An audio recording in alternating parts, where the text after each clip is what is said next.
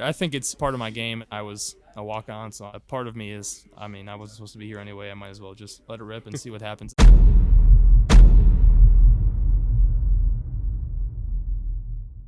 All right, Aidan. First things first. How's your week been? It's been great. We were talking just a little busy, but, to be expected, and it's been a lot of fun. Weather's been good except for today.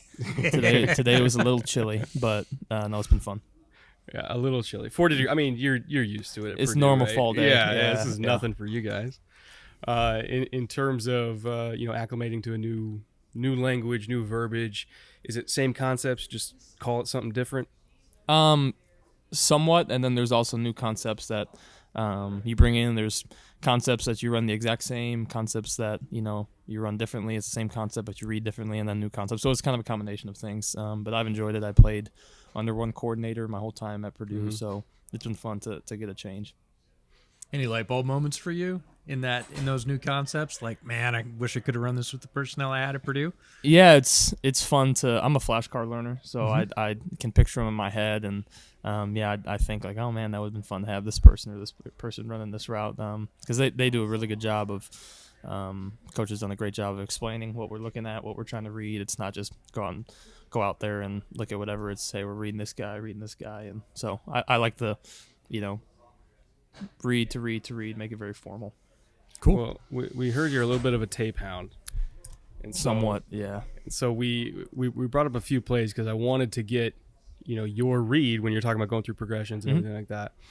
Obviously Iowa's a very good defense, but you had some pretty disgusting throws in that game. I appreciate it. I was wondering if you could walk me through this because this is an extraordinarily tight window. This was a little. I don't know about this one. Yeah, this was a little ballsy here.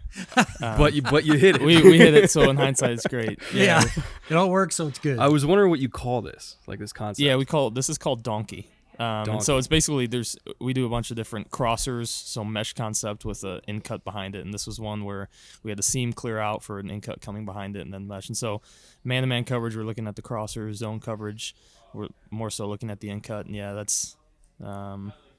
Was this kind of a throw where it's like, all right, I see the back of the jersey, not the front, so I'm going to go for it? Yeah, I see Charlie's eyes and Jack Campbell's back is to me, so and we're 3rd and 6. I think we're struggling a little bit at this point, and so you're trying to make a play, and those when it turns out like this, it's great. Sometimes those don't turn out as well. So, but yeah, I'm happy that one was caught. The end zone angle is hilarious to me though, because like you pause it right.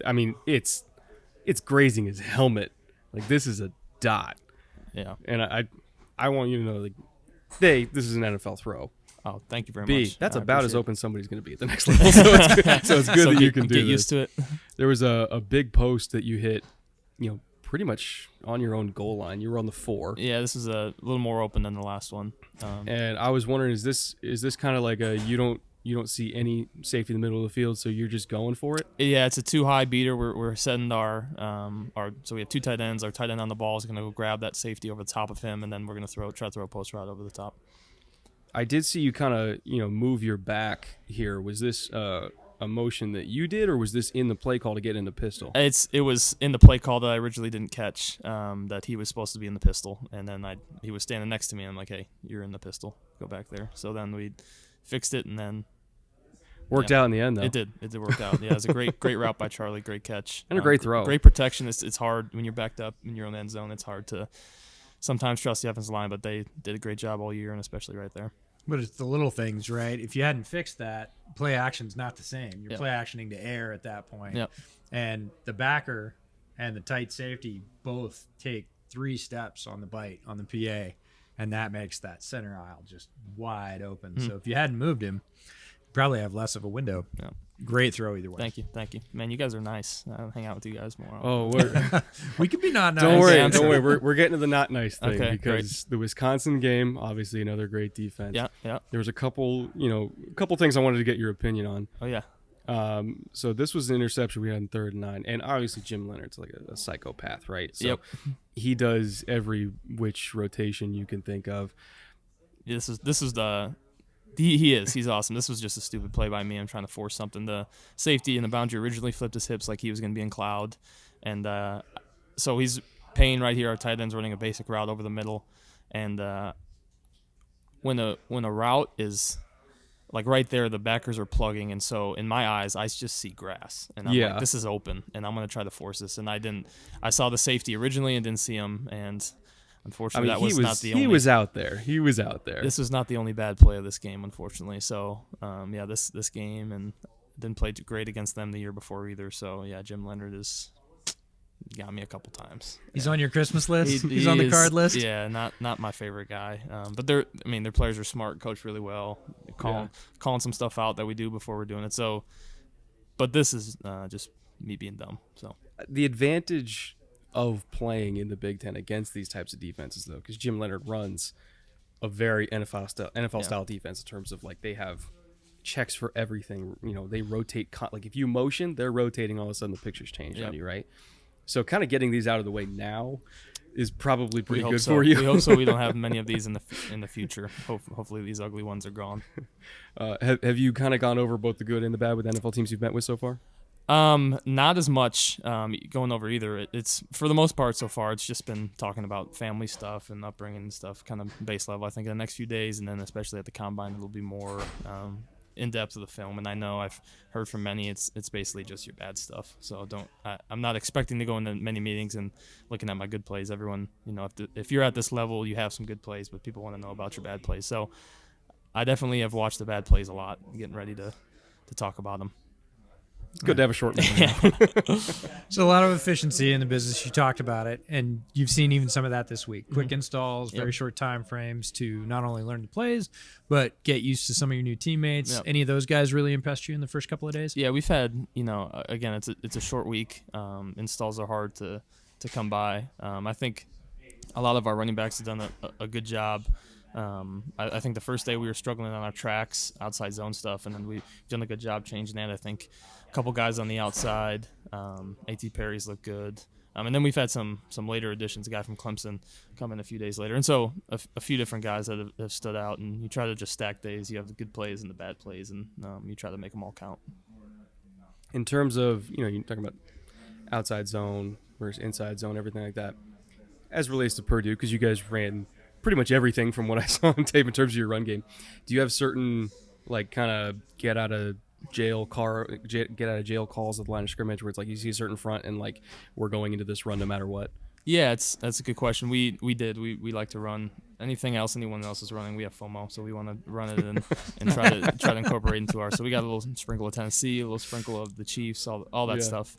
But we this year in the run game, was fortunate to have a lot more freedom in that, and we would, obviously by game plan, but I'd count numbers, and so if we're running outside zone to the boundary and there's a 4-man surface and we're one short, I'll flip it to the other way. And again, that's just one example. There's other ones in the game plan. So that's a lot of fun. That's something I didn't do in high school, and I didn't do early on in my career at Purdue. Wasn't a big part of the game plan, and so given Coach Brown allowed me to give me a little more freedom with that was a good learning experience, a lot of fun. So I assume you were doing protections too then? I wasn't, actually. That was something that was handled by the center. He ID'd the mic and handled protection. For the most part, 6-man, if I needed to change something, I would. That more so came up in empty protections where a safety's walked over a backer and you want to flip it from one side to the other. But yeah, the protections for the most part, 6-man protections, and the other ones we did held up. And if there was a problem, I'd throw Hot off of it or something like that. So if you were 5-0, extra guys on you, obviously. Right.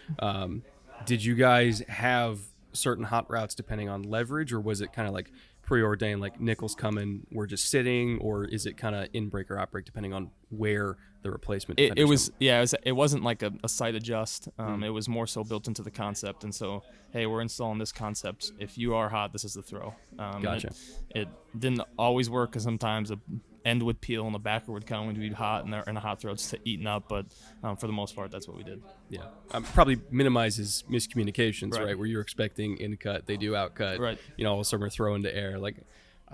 It's a pretty efficient system, I would say. To have everything kind of preordained, so everybody knows what everybody's doing. Right.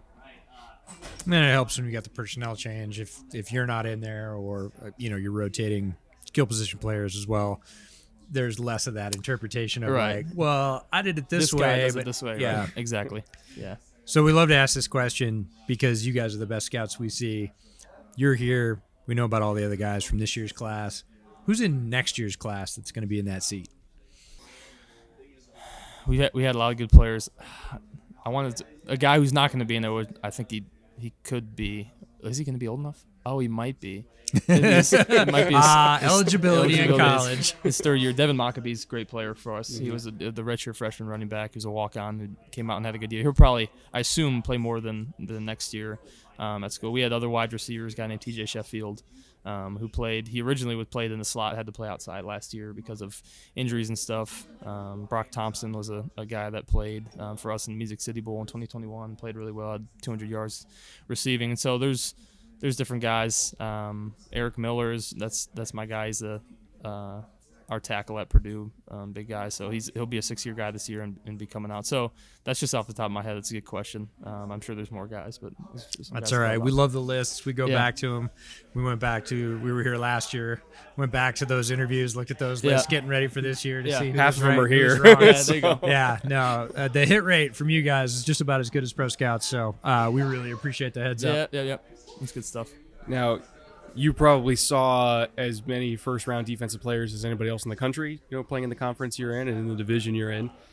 Was there anybody that stood out to you that you played against in that conference that you're like, I'm going to see them again on Sunday? Yeah, there's two. There's more than two, but two that come to mind. One was Joey Porter Jr., who was early on in the year, and he had a lot of length, and they started playing press man in the second half, and we had trouble getting off of him. He's a really good player.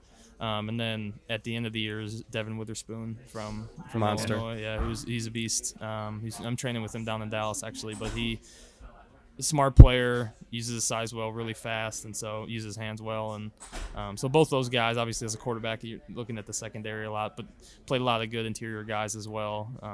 So there was a lot of guys.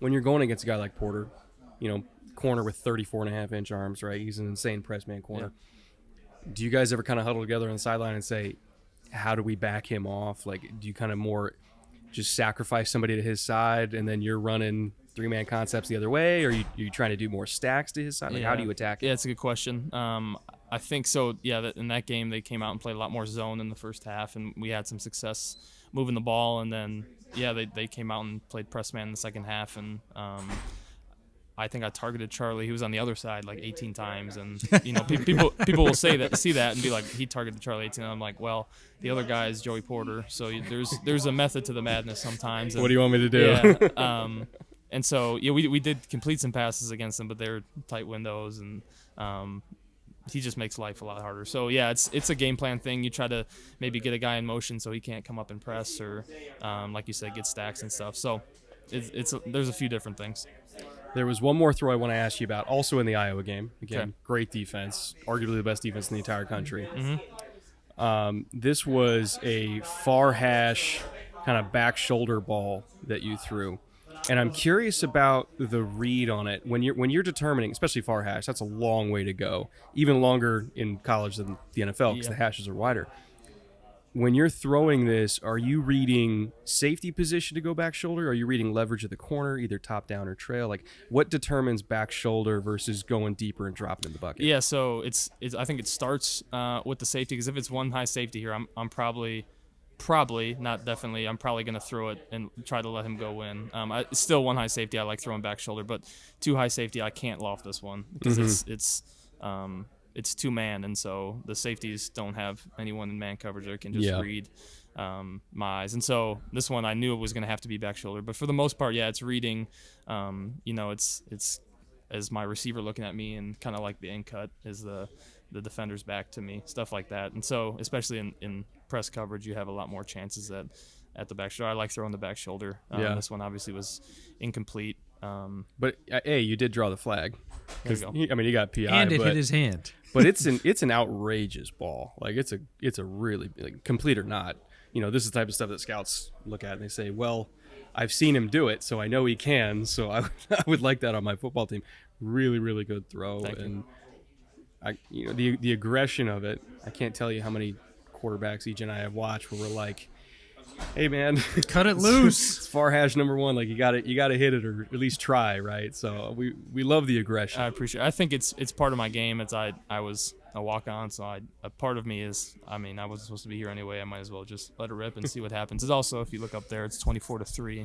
So 12 minutes left in the fourth quarter. What do you have to lose, right? At that point, you're saying, what do I have to lose? We gotta go get some chunk plays here. Well, it's a great ball, man. The thing Great I love ball. about that ball is the placement, though, because it's almost perfectly equidistantly thrown between the receiver and the sideline, giving him space, right? However he wants to catch it. It's not, hey, I'm going to throw it right at your face mask and you got to stay there and play through the man, or hey, you got to make some outrageous toe tap on the sideline because I threw it a yard out of bounds. Like it's right in the middle, right? And he can choose how he wants to go after that ball, and it just allows him to make a play either way. So again, at that distance, it's a heck of a throw. Yeah, not all back shoulders are the same. That one, sometimes you have to almost stop the guy. I threw one against Michigan State, coming out of the end zone in 2021, where I threw it to David Bell, and I think he like slid down catching it. I remember that play. Yeah. It was so far behind them, and so sometimes it is right on their helmet. So it depends on it's working on practice and working against press and stuff like that. Are there any coaching points from the staff this week at practice that you picked up that either you had heard before and this was a different way of saying it, or something completely new in terms of really anything related to the quarterback position, like something new that you've learned this week?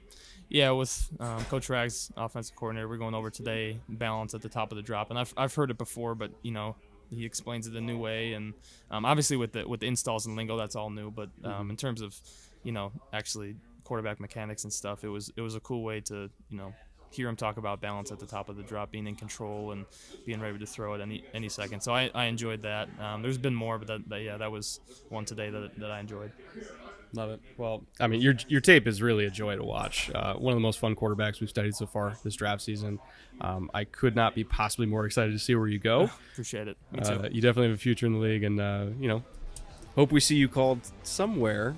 In the first 150 picks or so. I think it's pretty realistic. So excited to see where you go, man. Thank you. Thank you very much. Thanks, guys. Hey, thanks for taking time. Yeah. Nice to meet you guys. Nice to meet you.